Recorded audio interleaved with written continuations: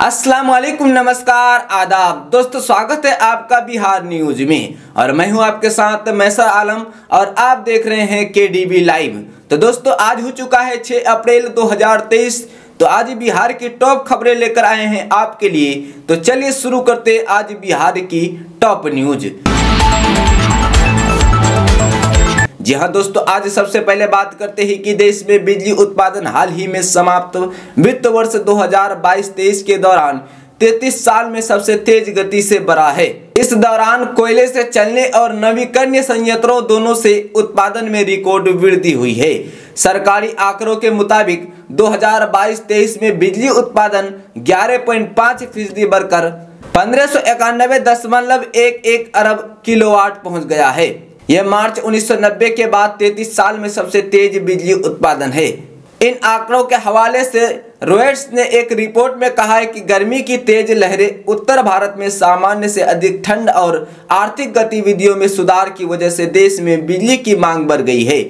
इस बीच बिजली कटौती की समस्या से बचने के लिए भारत को कोयला और जीवाश्म ईंधन से चलने वाले संयंत्रों के जरिए उत्पादन बढ़ाना पड़ा। कोयले से उत्पादन 4 साल में सर्वाधिक। बीते वित्त वर्ष के दौरान कोयले से चलने वाले संयंत्रों से बिजली उत्पादन 12.4% बढ़कर 1162.91 अरब किलोवाट पहुंच गया।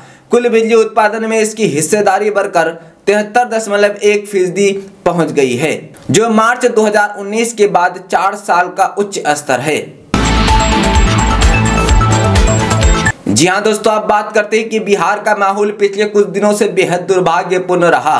रामनवमी शोभा यात्रा के दौरान कई जगहों पर हिंसक घटनाएं घटी है। शहरों में धारा 144 लागू करने की नौबत आ गई, जबकि नालंदा में फायरिंग के दौरान कई लोग जख्मी हुए, जबकि एक युवक की मौत भी हो गई। वहीं 2 दिनों बाद जब हिंसा थमी तो सियासत इस पर शुरू हो गई। गृह मंत्री अमित शाह राज्य सरकार पर बरसे तो महागठबंधन ने भाजपा पर निशाना साधा। वहीं अब इस मुद्दे पर एआईएमआईएम प्रमुख असदुद्दीन अवैसी ने हमला बोला है। असदुद्दीन अवैसी ने इन दिनों बिहार के मामलों को लेकर काफी सक्रिय रहने लगे हैं। हाल ही में सीमांचल दौरे पर आए असदुद्दीन अवैसी ने बिहार में मुस्लिम वोटरों को साधने की पूरी कोशिश की थी। असदुद्दीन अवैसी की सक्रियता महागठबंधन की चिंता की लकीरों को और बढ़ाता है। वहीं अब जब बिहार के कई इलाकों में हिंसक घटनाएं घटी तो अवैसी ने इस पर अपनी प्रतिक्रिया दी है और सरकार पर जमकर हमला बोला है। असदुद्दीन अवैसी ने नालंदा के बिहार शरीफ में हुई हिंसा और सासाराम के बवाल पर मुस्लिमों के पक्ष में मुद्दा उठाया। असदुद्दीन अवैसी ने आरोप लगाया है कि बिहार शरीफ में धार्मिक स्थानों को नुकसान पहुंचाया गया है और मुस्लिम को टारगेट करके उनके दुकानों पर हमला बोला गया। इन तमाम आरोपों के साथ अवैसी ने राज्य सरकार को ही जिम्मेदार ठहराया है। अवैसी ने भाजपा पर ध्रुवीकरण तो महागठबंधन पर मुस्लिमों के अंदर खौफ पैदा करने का आरोप लगाया है। जी हाँ दोस्तों, आप बात करते हैं कि रामनवमी पर बंगाल और बिहार के कई जिलों में हुई हिंसा को लेकर अब केंद्र सरकार अलर्ट मोड पर आ गई है। यही वजह है कि अब गृह मंत्रालय की तरफ से हनुमान जयंती को लेकर सभी राज्यों को एक एडवाइजरी जारी की गई है। इस एडवाइजरी में गृह मंत्रालय ने हनुमान जयंती की तैयारियों को लेकर सभी राज्य सरकारों को सतर्क रहने को कहा है। दरअसल आज पूरे देश में हनुमान जयंती का आयोजन किया जाएगा। ऐसे में इस बार रामनवमी के अवसर पर बंगाल और बिहार में जो माहौल बना उसी को ध्यान में रखते हुए गृह मंत्रालय की तरफ से ये एडवाइजरी जारी की गई है। गृह मंत्रालय कार्यालय ने ट्वीट में बताया कि गृह मंत्रालय ने राज्य सरकारों को कानून और व्यवस्था बनाए रखने, त्योहार को शांतिपूर्ण पालन करने और समाज में सांप्रदायिक सद्भाव को बिगाड़ने वाले लोगों की निगरानी सुनिश्चित करने के लिए कहा गया है। वहीं हनुमान जयंती को लेकर पुलिस प्रशासन भी सतर्क हो गई है। पुलिस के जवानों ने हनुमान जयंती से पहले आज कई इलाके में प्लेग मार्च निकालता है। इसमें कई जगह पर राज्य पुलिस के साथ ही साथ पैरामिलिट्री फोर्स के जवान भी मौजूद है। बिहार में जिस तरह रामनवमी के मौके पर शोभा यात्रा पर हुई पथराव के बाद दंगा भड़क गया था, उसके बाद जब पुलिस प्रशासन काफी अलर्ट हो गया है। यहाँ दोस्तों, अब बात करते हैं कि पटना बिहार में दावत इफ्तार पर गरमाई सियासत में बेफिक्र मुख्यमंत्री नीतीश कुमार ने अब भाजपा को भी इफ्तार पार्टी की दावत दी है। मुख्यमंत्री नीतीश कुमार हर साल की तरह 7 अप्रैल को इफ्तार की दावत देंगे। दरअसल सोमवार 3 अप्रैल को इफ्तार पार्टी में मुख्यमंत्री नीतीश कुमार की मौजूदगी से सूबे में सियासी घमासान छिड़ा है। विपक्ष ने उन्हें एक विशेष समुदाय का मुख्यमंत्री बता दिया है। बताया जाता है कि पटना के एक अन्य मार्ग में स्थित मुख्यमंत्री आवास पर आयोजित इफ्तार दावत में विभिन्न पार्टियों के नेता और कार्यकर्ता को न्योता भेजा गया है।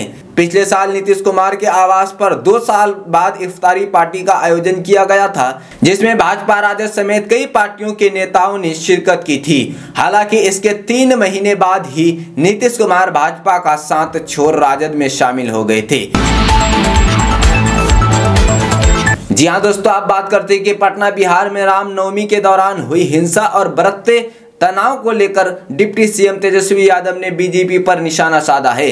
पटना पहुंचे तेजस्वी यादव ने कहा कि रामनवमी में लगभग 118 जगहों पर शोभा यात्रा निकाली गई थी।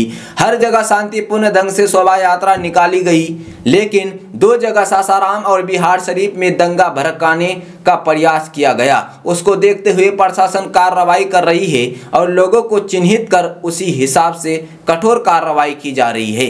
तेजस्वी यादव ने कहा कि इस मामले में सैकड़ों लोगों को पकड़ा भी गया है। आप लोग समझ सकते हैं कि लगातार बिहार को टारगेट किया जा रहा है। पहले बिहार के लोगों को तमिलनाडु के लोगों से लड़ाने का प्रयास किया गया, उसमें जब आप सफलता मिली तो यहाँ दंगा फसाद कराने का प्रयास किया गया। डिप्टी सीएम ने कहा कि इसको लेकर के सरकार पूरी तरह से गंभीर और जो लोग इसमें दोषी पाए जाएंगे उनको बख्शा नहीं जाएगा।